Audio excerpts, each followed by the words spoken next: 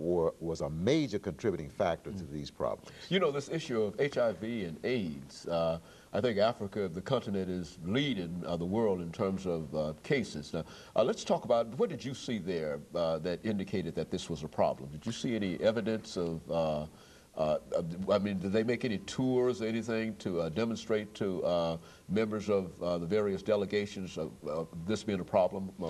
Well, I don't know about the delegations, but I had the fortunate experience of visiting a school, the William Gray Gardens School, a home.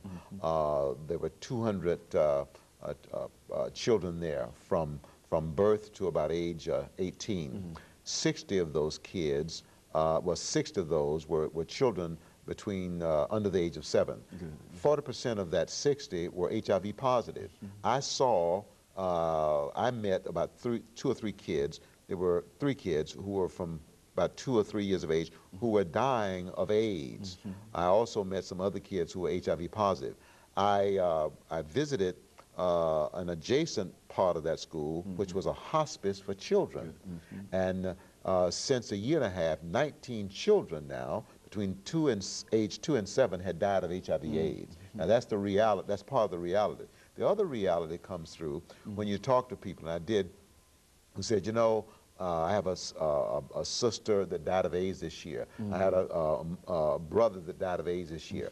One of the doctors in South Africa, Indian doctor, allowed me to see 2 of his patients, okay? And so one of the gentlemen I talked to was HIV positive. He was a truck driver. His wife was HIV positive. His 18-year-old son was HIV positive. AIDS is a very real, it's a real concern. I mean, it's a reality for many, many South African blacks. Well, now, what are they doing in terms of, I know in this country we say that the best method to combat this disease is education, education, and education. What are they doing in South? Is there any kind of government recognition of this as an issue or as a problem, and an attempt to try to solve it as a problem? What are they really doing to meet this as an issue? Well, I have to acknowledge, I don't know what the government is doing. The medical community is aware of the prevalence of the problem. One of the doctors who works in Durban's health clinic indicated that about 33% of the patients that he sees are HIV positive. And that's a very, very high percentage. Now, we didn't go into the availability of medication. You recall a while back, there was some problem in getting anti-AIDS drugs to some of the people in Africa who were HIV positive. But I understand that the barriers to that was kind of clear to some extent. So I can't comment on treatment.